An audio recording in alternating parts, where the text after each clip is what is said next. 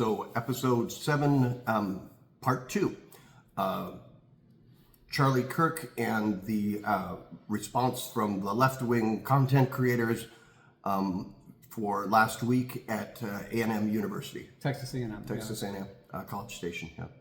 Right. So this is a Texas University. If anybody's not familiar, it's pretty. Most people who go there, my understanding is they're very conservative. Am I correct? Yeah, no, that's absolutely correct. I mean, it's not one where it's got specialties that would encourage somebody who wasn't right-leaning to go there. I mean, it's pretty much if you're going, you're probably right. Yeah. So, go ahead. Well, in case you weren't familiar, and I wasn't as familiar as I thought I was, Charlie Kirk, and I guess some of the other right-wing creators do it as well, but definitely Charlie Kirk and his ilk do, where they don't, they deliberately actually do not engage with other adults, or very rarely. They prefer to go to these college campuses and try and, field questions from college students, which in some ways is very disingenuous because you've got, I mean, technically college students are adults, but these are they're still kids basically, okay? And so when you engage them on topics like politics, they're a little bit more vulnerable, and you're going to come across a little bit stronger with your arguments than you would otherwise. So he has a habit of doing that. But this particular time, a lot of the growing left-wing creators, primarily from the social media sphere, they showed up. I won't say in retaliation, but they were going to, be within the same space and try and hold, if they could, conversations with Charlie and his people, and if not, be open to the same student body. And bottom line, though, is that Kirk and his people were, for lack of a better word, afraid, and so they went out of their way to try and shut down the left-wing creators.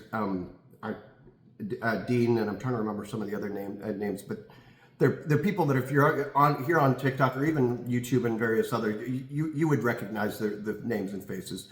Midas Touch, for example. Well, they might not have been there, but that kind of thing.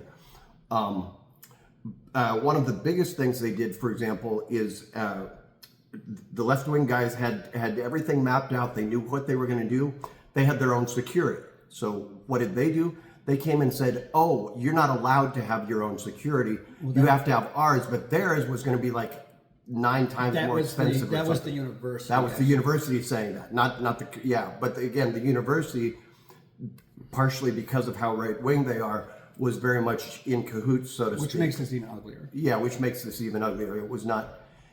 It would be one thing if it was the Charlie Kirk and his gang, but it was Charlie Kirk and his gang aided and abetted by the university itself. Right. So yeah, let me just.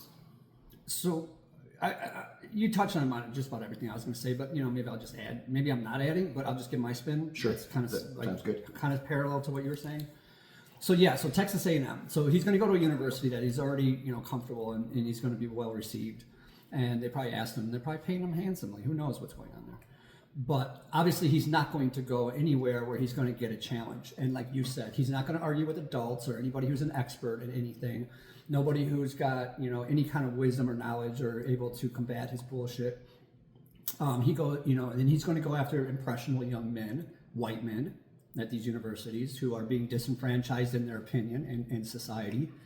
Even though the solution is simple.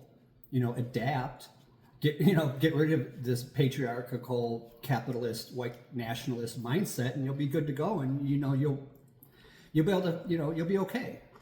Worst case scenario is you'll at least be in peace and harmony with yourself and others. Worst case scenario, like you're not going to be constantly fighting something you have But anyways, so they're going the opposite direction of where they need to go. It's going to get them nowhere. Just angrier and more violent. But they're following these idiots like Charlie Kirk and all these other morons who are leading him down the path, the red pill. Take the red pill, as they say. Right. So you've got these idiots. Your Charlie Kirks, your Jordan Petersons, your Joe Rogans, your who's that other guy that drives me absolutely insane? Talks real fast. God, why can't I remember his name? You know what I'm talking about. I can picture him in my head. I just, Yeah. So anyways, Yeah. so you have that dude too. And he's another one of these people that when he debates, he doesn't debate with any kind of, he with any kind of genuine debating skills or any debating skills whatsoever, and just goes after people. And once again, when he's like, you'll have a very young college student who knows that what he's saying is absolute garbage and nonsense, right? But they're of an age, some of them, where if they can be easily intimidated, let's say.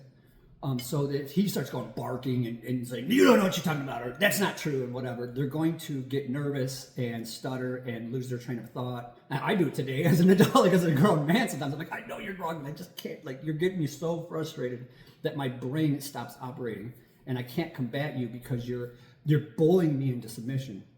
So that's what these guys do. So you get these kids, they go up there and they're trying to debate, and they know what they're saying is true. And then he gaslights them into saying, well, I just deny your, like this one individual came up there, was talking about systemic racism, how his family came from, generational poverty, how, slavery, blah, blah, blah, and how that makes it more difficult than it did for you, Charlie, and all these other things. And he just says, I disregard your, literally said that, like, I don't know those exact words, but basically saying, I just don't believe what you're telling me, period. Gaslighting to the ultimate degree, like, no, your reality doesn't exist. I'm going to minimize your experience. Your experience is invalid. Not only is it invalid, it's wrong. And the opposite is true, because I'm the one who's being persecuted because of DEI, not you. And then he went on to say stuff about DEI being what most people would call affirmative action. which is a separate thing. Which is a separate thing, but was the only response to people who wouldn't do it otherwise unless they were forced. But that's not even what DEI is. So you're arguing against something else that maybe you might have an argument with, that it's forcing you to hire people, but even within affirmative action, it never said you had to hire an unqualified person. It just said you had to give them equal, like you had to have some quota, meaning that like if you have two people with the same, qualifications or similar, that you're probably going to hire, if you need to meet a quota, the minority, the woman, or the Hispanic person, or the black person, so that you could... If you have similar qualifications. Right, Yeah. if the qualifications are there. It was never about unqualified people getting jobs, ever. That was never part of any of it in any way, shape, or form. And DEI is something completely different, because what that was is to make sure that the problem of mediocre, pathetic white dudes, which is mostly what run things, if you ever worked anywhere, you fucking know this, the less than mediocre dudes are running everything. So, they're in 80% of all the top positions. They're like, 90% of the CEO? I don't know what the exact Well, and it's so ridiculous. what's funny is that I noticed where I was working before, and a little bit before that, is that if you look at like the first or second rung of management, it looks like, oh, it's all this diversity, and then you get one above that and it's gone. Just like... And they're usually morons. Yeah. They're just fucking up for everybody. And things get done in spite of them, not because of them. Right. No, that's a key phrase that I've used a number of times.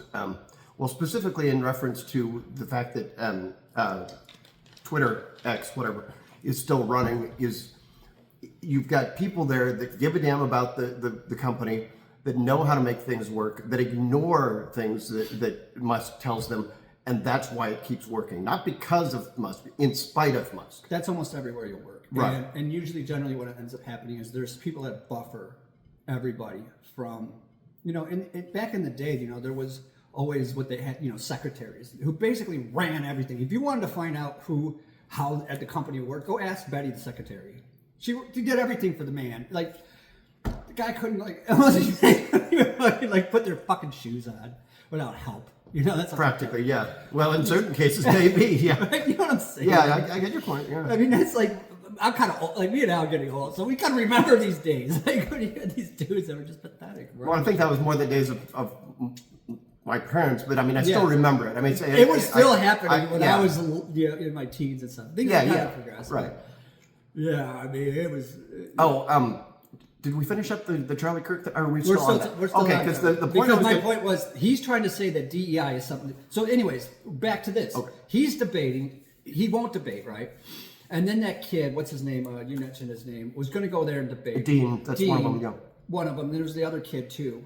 Well, and that's the thing is they're like in their early 20s. I mean, they're older than college, but they're young. Right, but they're encyclopedias when it comes to Oh yeah, politics. they're really good at this stuff. And some of it is they spend hours a day online interacting with basically MAGA for the most part. And so they have developed a thick skin, among other things, but they've also developed, like you said, almost an encyclopedic knowledge of a lot of these issues.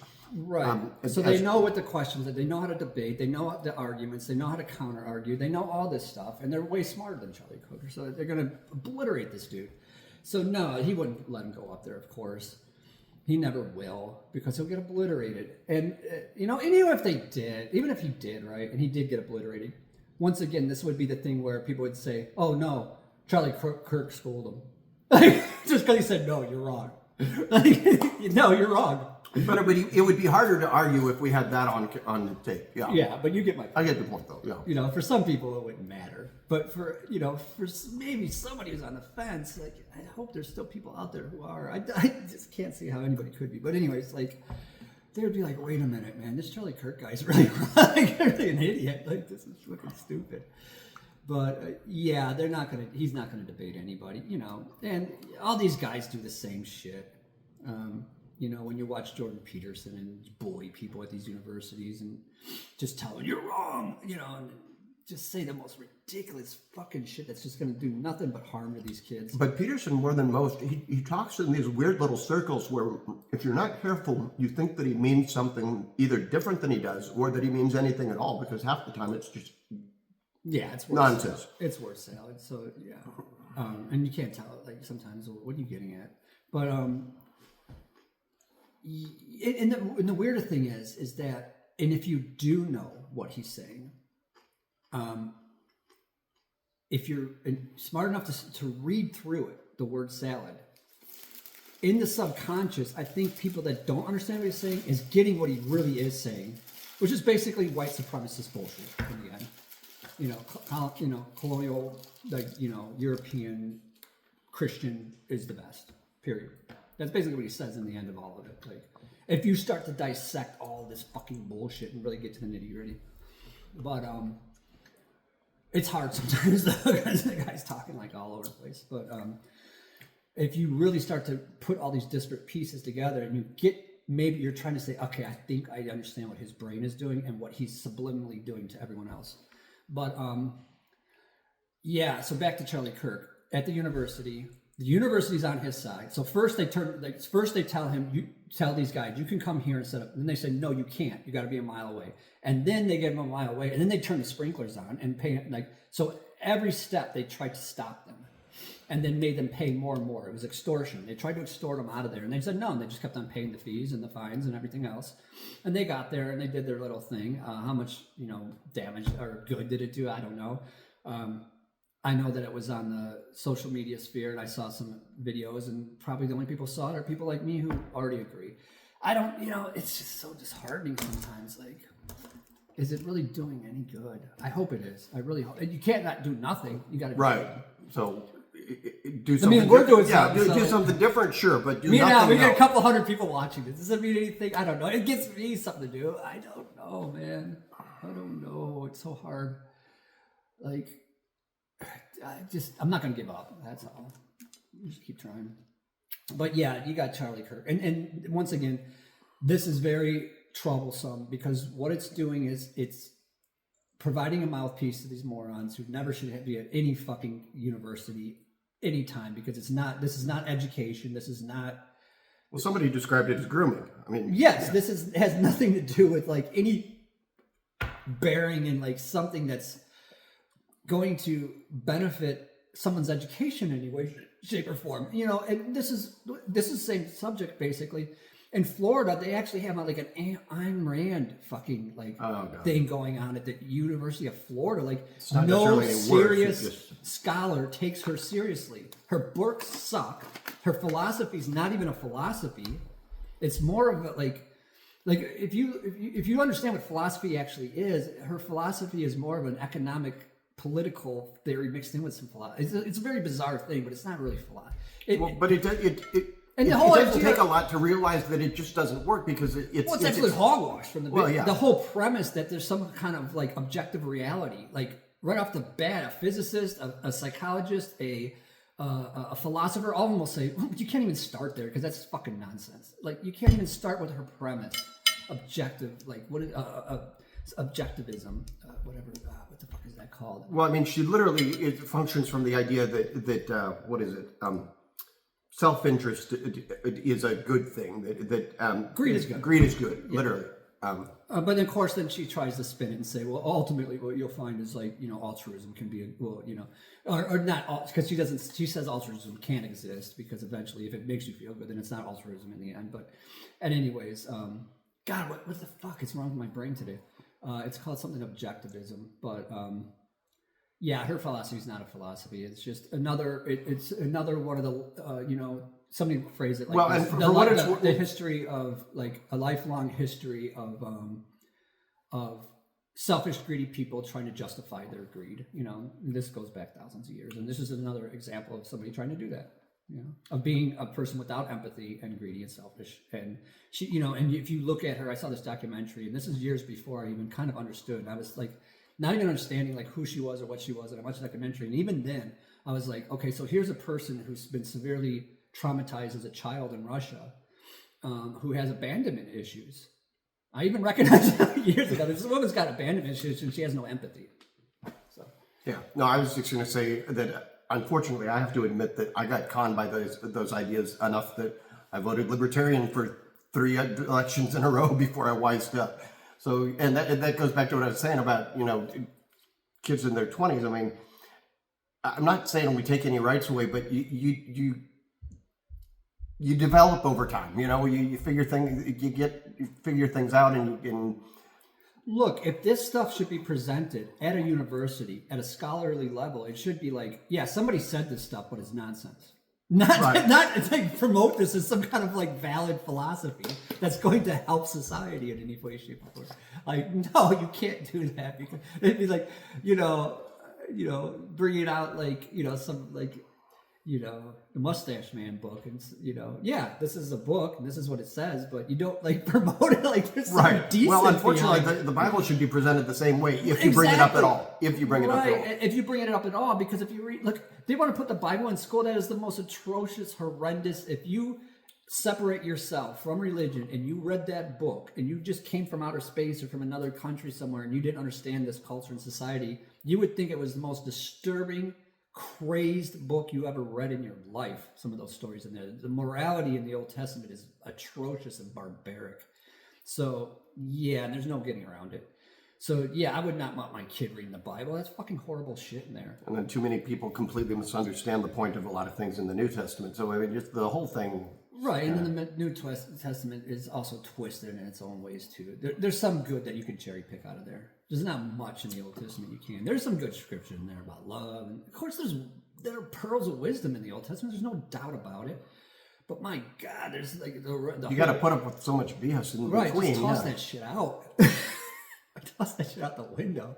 I mean, if you're gonna take things as a whole and have to be like Buddhism or Taoism or even Shintoism or something, makes way more sense than this shit. But anyways, yeah, just about covers that one. Yeah, Confucianism even, but yeah,